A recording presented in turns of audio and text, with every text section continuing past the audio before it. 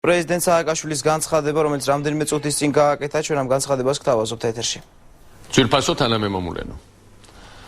საპარლამენტო არჩევნების წინასწარი შედეგების დაჯავების შემდეგ აშკარაა, რომ ამ არჩევნებში უპირატესობა მოიპოვა ქართული ოცნების კოალიცია. ეს ნიშნავს იმას, რომ საპარლამენტო უმრავლესობამ უნდა ჩამოაყალიბოს ახალი მთავრობა და მე როგორც პრეზიდენტი კონსტიტუციით განსაზღვრულ ფარგლებში ხელს შეუწყო პროცესს იმისა, რომ პარლამენტმა დაიწყოს მუშაობა და პარლამენტმა შეძლოს პარლამენტის თავმჯდომარის არჩევა და ასევე ახალი მთავრობის ჩამოყალიბება. თქვენთვის კარგად არის ცნობილი, რომ ჩემთვის ფუნდამენტურად მიუღებელი იყო ამ კოალიციის შეხედულებები და არის ჩვენ შორის არის ძალიან ღრმა განსხვავებები და ჩვენ მიგვაჩნია, რომ მათ შეხედულებები არის უკიდურესად ცდარი, მაგრამ დემოკრატია მუშაობს ისე, რომ ქართველი ხალხი უმრავლესობით იღებს გადაწყვეტილებას და ეს არის ის, რასაც ჩვენ რა თქმა უნდა ვცემთ ძალიან დიდ პატივს.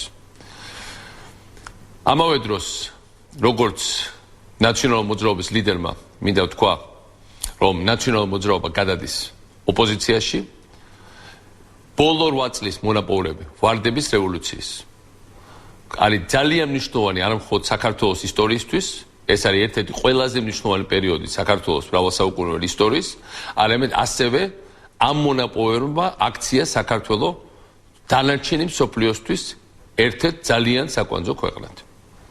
ამიტომ მე ღრმად ვარ დარწმუნებული, რომ საბოლოო ჯამში როგორი საფრთხეებიც არ უნდა შეექმნათ ამ მონაპოვრებს უახლოეს თვეებში ან წლებში, მათი მოსპობა არის შეუძლებელი. ამიტომ ჩვენ, როგორც ოპოზიციური ძალა,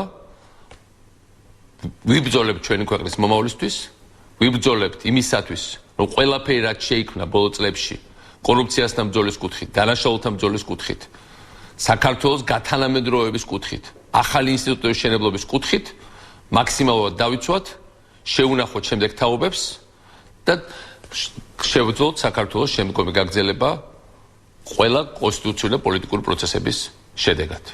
რა თქმა უნდა, მე პატივისცემას გამოვხატავ არჩევნებში მონაწილე უმრავლესობის გადაწყვეტილების მიმართ, მაგრამ ამავე დროს მე ვეუბნები მადლობას იმ დიდი რაოდენობის ხარდაჭერებს, რომელიც ხარდაჭერა გამოვხატა მთავრობის კურსის მიმართ, პრეზიდენტის კურსის მიმართ და მე დარწმუნებული ვარ, რომ პროგრესს საქართველოს განვითარებას მომავალში ალტერნატივა მაინც არ ექნება და ჩვენ ყველანი გავაგრძელებთ ბრძოლას სწორედ ამ რწმენით, როგორიც არ უნდა იყოს დღევანდელი დღის გამოწვევები.